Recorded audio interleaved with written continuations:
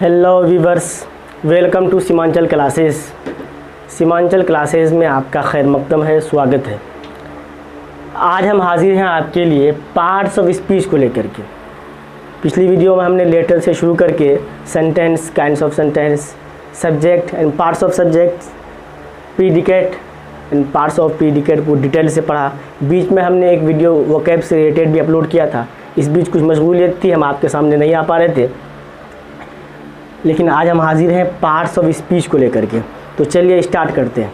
जैसे ही parts of speech की बात आती है तो आपके जहन में ख्याल आता होगा नाउन का। तो आप नाउन को पढ़ेंगे। सबसे पहले आप जान लीजिए पार्ट्स ऑफ स्पीच है क्या। स्पीच का मतलब होता है भाषण और पार्ट्स का मतलब होता है हिस्सा। यानी हम जो कुछ ही बोलते हैं उनमें जिन शब्दों का प्रयोग होता है उसको हम पार्ट वाइज पढ़ेंगे, खंडन करके पढ़ेंगे बिल्कुल।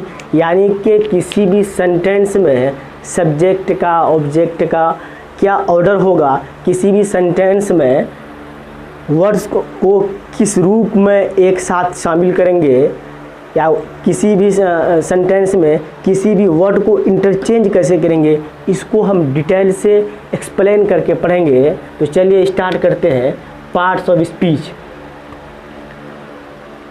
पार्ट्स ऑफ स्पीच की जैसी बात आती है तो उसमें आता है नाउन।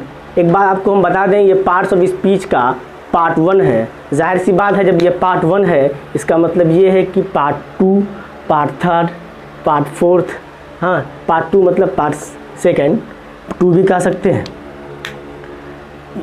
ये पार्ट वाइज आएगा। चूँकि ये पार्ट्स ऑफ स्पीच ये बॉर्डर चैप्टर है, इसको एक वीडियो में पढ़ा पाना संभव नहीं है। चूँकि आज से पहले जो हम पढ़ रहे थे पार्ट्स ऑफ स्पीच को, वो नॉर्मली पढ़ रहे थे, इसके फैक्ट, रूल और कंसेप्ट को नहीं जान रहे थे। लेकिन अब जो हम पढ़ेंगे बिल्कुल कंसेप्ट के साथ पढ़ेंगे ताकि आने वाले एग्ज़ाम में आपको दिक्कत न हो। नाउन, यह है नाउन, जिसे हिंदी में संज्ञा कहते हैं, उर्दू में इसे इस्म कहते हैं। दुनिया की वो तमाम चीज़ें हैं जिसका कोई न कोई नाम है, वो सब के सब नाउन है। ये बात अलग है कि वो नाउन कौन सा है, लेकिन दुनिया की तमाम चीज़ें वो नाउन है। नाउन का आपने डेफिनेशन बचपन से में पढ़ा होगा या पढ़ते हुए आ रहे हैं कि noun is the name of person, place और थिंग। इसको हम सिंपल यूँ कहेंगे, it is a naming word. Noun जो है ये नेमिंग वर्ड है। अगर आप इसको एडवांस में कहेंगे, the word that stand for name, ऐसा शब्द जो नाम के लिए स्टैंड होता हो, यूज़ होता हो, दैट्स कॉल्ड नाउन, उसे ही हम नाउन कहते हैं। फिर से आप सुन लीजिए, दुनिया में कोई भी चीज़ें हो उसको हम नाउन कहते हैं। दुनिया की कोई भी चीज़ है उसका कोई ना कोई नाम होगा। जब नाम होगा तो वो नाउन होगा। ये अलग बात है कि वो कौन सा नाउन होगा, इसको हम आगे पढ़ेंगे। तो नाउन का एक सिंपल सा डेफिनेशन, कंसेप्ट रखिए, रटने की ज़रूरत नहीं है। हम बचपन में रट रट के अपने शिक्षकों को सुनाते थे, चूँकि वहाँ पिटाई लगने का डर होता था। अब हमें एग्ज़ाम को क्रैक करने की फ़िक्र है, एग्ज़ाम को क्वालिफाई करने की फ़िक्र है, तो हमको कंसेप्ट जानना है, रट्टा नहीं लगाना है। It is a naming word, यानी नाउन वो है जो नाम को दर्शाता है। अब एडवांस लेवल में इसको यूँ कह सकते हैं, the word that stands for noun, for name, that's called noun. वो शब्द जो नाम के लिए स्टैंड होता है, प्रयोग होता है, यूज़ होता है, लिखते हैं, बोलते हैं, वही नाउन है। जब नाउन आपने पढ़ा तो आपके दिमाग में एक बात अभी मूव कर रहा होगा कि नाउन 5 तरह के होते हैं, काइंड्स ऑफ नाउन। तो काइंड्स ऑफ नाउन को हमने शॉर्ट में लिखा है PCCMA, यानी proper noun, common noun, collective noun, material noun, abstract noun. इसको हम बाद में पढ़ेंगे। इससे पहले हम जानते हैं टाइप्स ऑफ नाउन। जब टाइप्स ऑफ नाउन की बात करते हैं तो ये 2 तरह के होते हैं। एक होता है काउंटेबल, दूसरा होता है अनकाउंटेबल। काउंटेबल 2 शब्दों से, 2 वर्ड से मिल के बना है, काउंट प्लस एबल। एबल का मतलब होता है किसी चीज़ का लायक होना, और काउंट का मतलब होता है गणना करना, गिनती करना।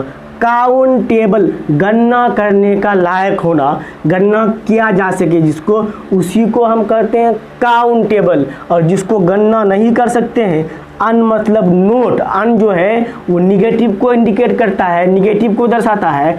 अनकाउंटेबल यानी वो जिसकी गणना नहीं कर सकते हैं, जिसको गिन नहीं सकते हैं, उसे ही अनकाउंटेबल कहते हैं। तो टाइप्स ऑफ नाउन को दो भागों में, दो रूपों में बांटा गया है, एक काउंटेबल, एक अनकाउंटेबल। यानी जिसको गिन सकते हैं, जिसकी गणना कर सकते हैं, उसको काउंटेबल कह सकते हैं, कहते हैं, और जिसकी गणना नहीं कर सकते हैं उसको अनकाउंटेबल कहते हैं। फिर सुन लीजिए, काउंटेबल वो है जिसको गिन सकते हैं, जिसकी गणना कर सकते हैं, उसको काउंटेबल कहते हैं। जिसको नहीं गिन सकते हैं उसको अनकाउंटेबल कहते हैं।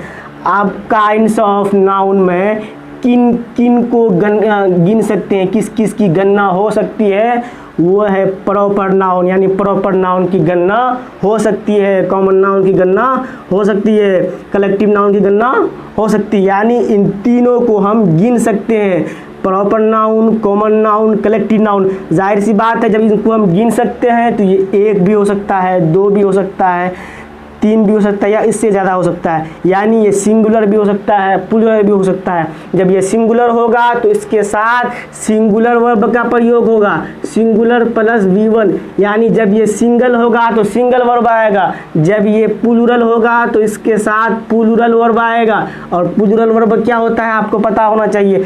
प्लूरल वर्ब जब हम वर्ब पढ़ेंगे इसको एक्सप्लेन करेंगे, अभी अगर हम इसको एक्सप्लेन करेंगे तो आपका आउट ऑफ माइंड चला जाएगा, क्योंकि इसमें वर्ब जब हम घुसेंगे तो वर्ब की कई किस्में हैं।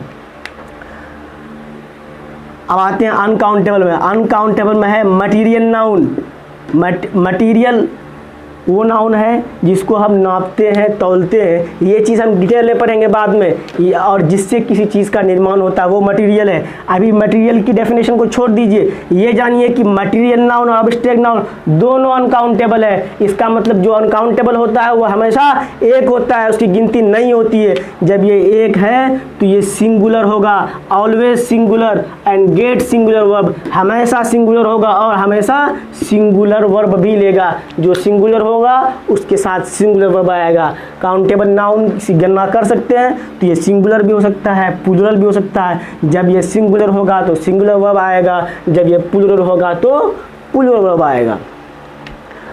और ये हमेशा सिंगुलर होता है और अपने साथ हमेशा सिंगुलर वर्ब का वर्ब को लेता है, अपने साथ इसके साथ हमेशा सिंगुलर वर्ब भी आता है।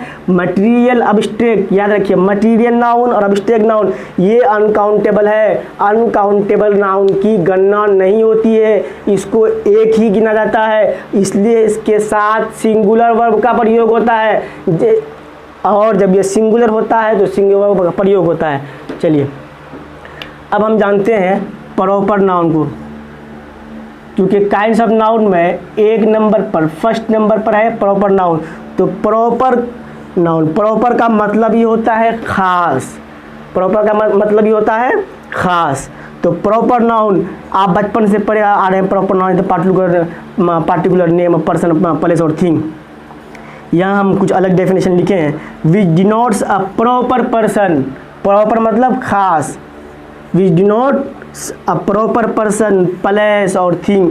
प्रॉपर नाउन वो है जो किसी प्रॉपर पर्सन, प्लेस और थिंग को डिनोट करता है, बताता है, वही प्रॉपर नाउन है।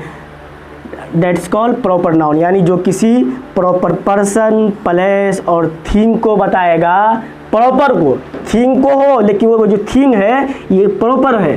अब मान लिए कि ये बुक है, ये प्रॉपर नाउन नहीं है, ठीक है, लेकिन इस बुक में अगर हम लिख देते हैं रामायण, ये हो जाएगा आपका प्रॉपर नाउन। प्लेस है, अब ये टाउन कर देते हैं, टाउन ये कॉमन हो जाएगा, लेकिन अगर हम इसको लिख देंगे पटना तो ये हो जाएगा प्रॉपर नाउन। पर्सन है, बॉय कर देंगे, ये हो जाएगा कॉमन, इसको हम कर देंगे राम, ये हो जाएगा प्रॉपर। तो जो कोई प्रॉपर नाउन या तो प्रॉपर नाउन यानी किसी भी खास नेम को प्रॉपर नाउन कहते हैं। वो खास नेम कोई भी हो सकता है। ये अब हम इसके फैक्ट को, कंसेप्ट को, रूल को पढ़ेंगे। प्रॉपर नाउन हम बचपन से पढ़ते हुए आ रहे हैं कि पार्टिकुलर पर्सन, प्लेस और थिंग को प्रॉपर नाउन कहते हैं, लेकिन अब हमको इसके फैक्ट को जानना होगा, कंसेप्ट को जानना होगा। याद रहे एक एक काइंड से कि 50-50 रूल हैं, इसलिए ये सीरीज़ वाइज चलेगा। आज ये पार्ट 1 है, पार्ट 2, पार्ट 3, पार्ट 4, ये सीरीज़ वाइज अपलोड होते रहेगा। अब देखिए प्रॉपर पर्सन, अभी जो मैंने वहाँ एक्सप्लेन किया, प्रॉपर पर्सन अगर हम कोई बॉय कहेंगे तो ये कॉमन हो जाएगा, लेकिन अगर हम कह देंगे राजू तो ये प्रॉपर हो जाएगा, कह देंगे राहुल तो प्रॉपर हो जाएगा, राम प्रॉपर हो जाएगा, रमेश प्रॉपर हो जाएगा। प्रॉपर प्लेस, अब टाउन की बात करें ये कॉमन हो जाएगा, आपको पूछना पड़ेगा किस टाउन की आप बात कर रहे हैं, लेकिन आपने कह दिया पटना तो आपसे दोबारा सवाल नहीं होगा आप किस टाउन की बात कर रहे हैं। अगर आपने कह दिया दिल्ली तो आपसे कोई नहीं पूछेगा किस टाउन की बात कर रहे हैं, क्योंकि ये प्रॉपर है, पूरी दुनिया जानती है दिल्ली, लखनऊ।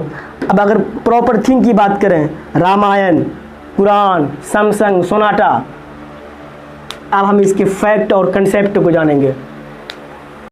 तो अब हम इसके फैक्ट को जानेंगे, कंसेप्ट को जानेंगे कि प्रोनाउन के साथ क्या क्या मिस्टेक, क्या क्या गलती हो सकती है, उसको जानेंगे। जब आप इसको जान लेंगे तो आपको किसी भी क्वेश्चन को में जो एरर होता है उसको एलिमिनेट करने में आपको दिक्कत नहीं होगी। तो जानते हैं, it is always written beginning with capital letter, यानी प्रॉपर नाउन जो होता है वो जब लिखते हैं, प्रॉपर नाउन को जब हम लिखते हैं तो उनके शुरू के लेटर को, प्रॉपर नाउन को स्टार्ट हम करते हैं कैपिटल लेटर से। अगर फॉर एग्ज़ाम्पल अगर किसी का नाम है राम तो हम इसको कैपिटल लिखेंगे, ऐसा राम नहीं लिख सकते। कुरान लिखना है तो कुरान लिखेंगे, ऐसा नहीं, अगर हमने ऐसा लिख दिया तो ये गलत हो जाएगा। याद रहे ये फैक्ट है, ये रूल है, ये प्रॉपर नाउन का कंसेप्ट है कि हम जब भी इसको लिखेंगे तो कैपिटल लेटर से इनकी शुरुआत करेंगे, स्टार्ट करेंगे।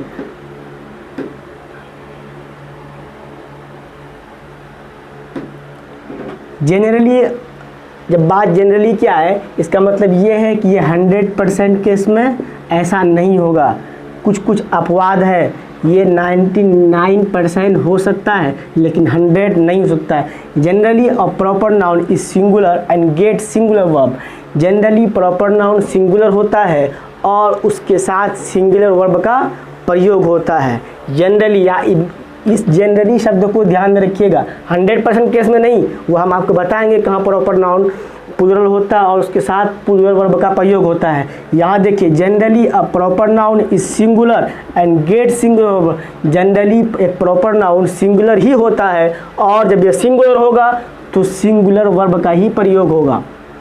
Generally article does not come before it.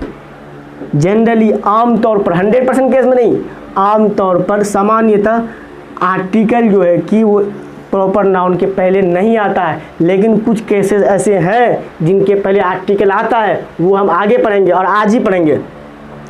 अब हम एग्जांपल देखते हैं। India is a secular country, no doubt India is a secular country.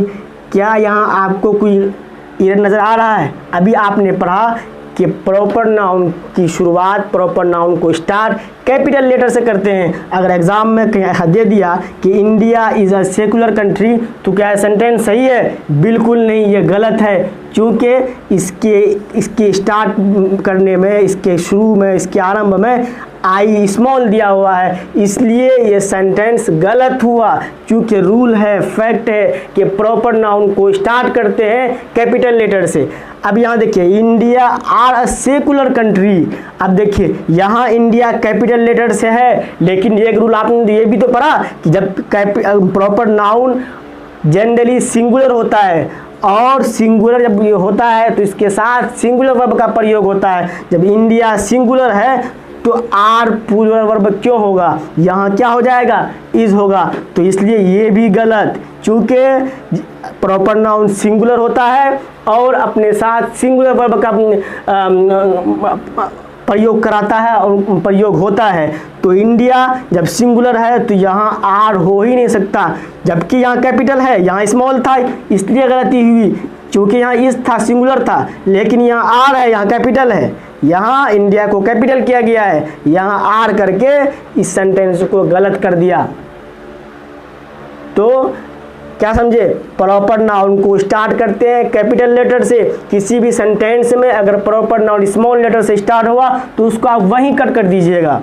और प्रॉपर नाउन के साथ सिंगुलर वर्ब का प्रयोग होता है। कहीं अगर आपको लगे प्लूरल वर्ब है दिखाई दे, उसको वहीं कट कर दीजिएगा।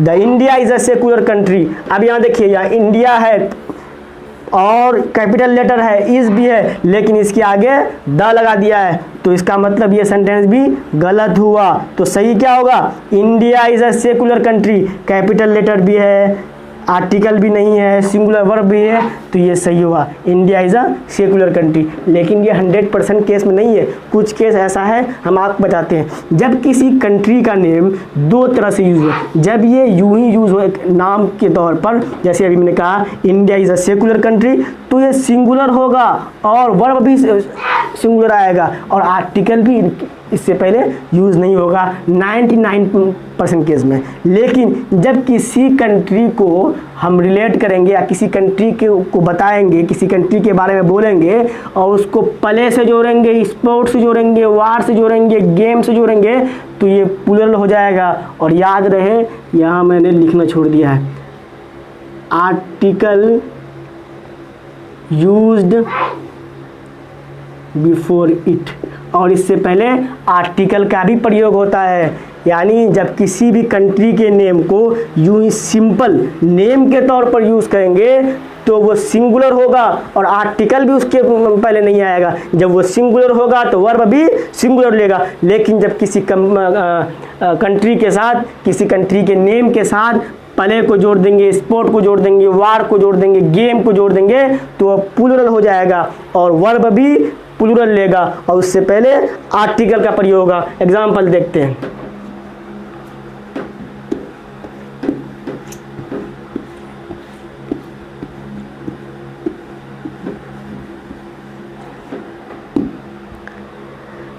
अगर हम यहाँ कहें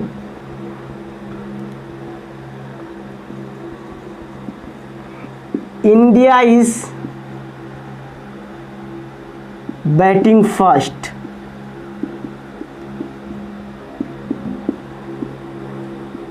इन दिस मैच, यहाँ कहें हम the India are batting first in this match, तो यहाँ इंडिया को हम बैटिंग से जोड़ दिया। और बैटिंग किस में होता है, बैटिंग होता है प्ले में, स्पोर्ट में। तो जब हम यहाँ बैटिंग से जोड़ दिए तो ये इंडिया के साथ वर्ब जो होगा वो प्लूरल आएगा और उसके पहले आर्टिकल आएगा। यहाँ यही इंडिया, ये गलत हो गया। India is batting first in this match, गलत। The India are batting first in this match, ये सही होगा। आपने ये कह दिया India has won the match, तो ये गलत हो जाएगा। The India have won the match, India के साथ वहाँ पे हैव का प्रयोग होगा। आपको पता है कि हैव प्लूरल के लिए यूज़ होता है और हैज़ सिंगुलर के लिए यूज़ होता है, थर्ड पर्सन के साथ यूज़ होता है। अब हम नेक्स्ट फैक्ट को जानेंगे। Generally a study subject, study subject मतलब जिस सब्जेक्ट की स्टडी करते हैं, पढ़ते हैं, और वो प्रॉपर नाउन होगा। अब बुक भी तो एक स्टडी सब्जेक्ट ही है ना, लेकिन यहाँ प्रॉपर नाउन मैंने इसलिए लिखा है कि अब फिजिक्स है, मैथमेटिक्स है, पॉलिटिकल साइंस है, हिस्ट्री है, ये एक प्रॉपर नाउन है। क्योंकि बुक में से एक स्पेशल बुक को अलग करके उसका एक स्पेशल नाम दिया गया है।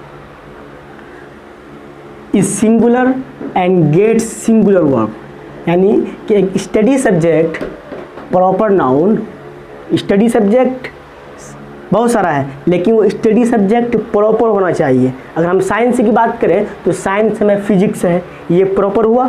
हाँ, generally a study subject is singular and gets singular verb. Generally एक जो है कि स्टडी सब्जेक्ट वो सिंगुलर ही होता है एंड उसके साथ प्लूरल वर्ब का सिंगुलर वर्ब का ही प्रयोग होता है। जाहिर सी बात है, जब ये सिंगुलर होगा तो अपने साथ आने वाला वर्ब को भी सिंगुलर ही एक्सेप्ट करेगा। अब फिजिक्स है, अब कोई किसी को लगे कि नहीं फिजिक्स के आगे एस लगा हुआ है, मैथमेटिक्स के आगे एस लगा हुआ है, हमने पढ़ा है कि सिंगुलर को प्लूरल बनाने एस लगाते हैं, तो ये प्लूरल हो गया, इसके साथ आर लगा देंगे, नहीं, वो गलत हो जाएगा। Physics are a difficult subject, बिल्कुल ये सेंटेंस गलत है क्योंकि फिजिक्स के साथ यहाँ पे आर आया है। अभी आपने फैक्ट में पढ़ा कि स्टडी सब्जेक्ट सिंगुलर होता है और उसके साथ सिंगुलर वर्ब का प्रयोग होता है, तो फिजिक्स आर डिफिकल्ट सब्जेक्ट, ये सेंटेंस गलत हो गया। ये फैक्ट आप याद करें, बिल्कुल देसी अंदाज में आपको हम पढ़ा रहे हैं। Physics is a difficult subject, physics is a, यहाँ पे सिंगुलर वर्ब का प्रयोग हुआ, क्यों हुआ?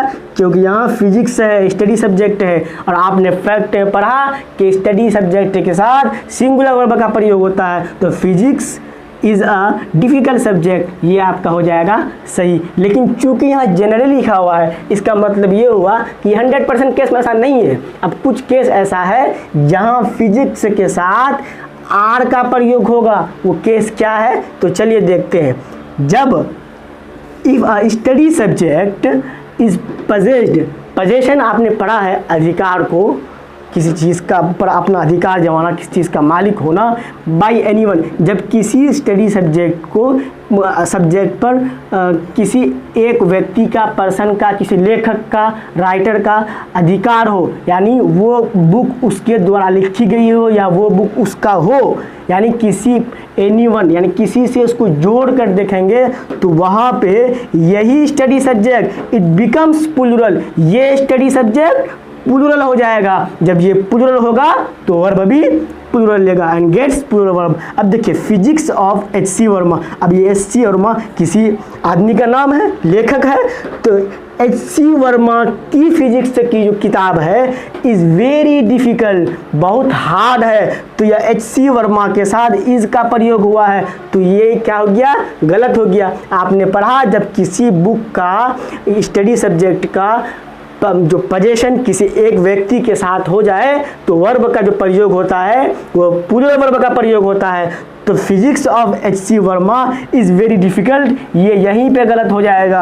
अब हम लिखेंगे physics of HC. Verma are very difficult, ये हो जाएगा सही, चूँकि यहाँ फिजिक्स को जोड़ दिए, रिलेट किए, किसके कनेक्ट किए, किसके साथ? एच.सी. वर्मा के साथ। और ये एच.सी. वर्मा का पोजीशन किस में है? फिजिक्स में है, तो इसके साथ कौन सा वर्ब आएगा?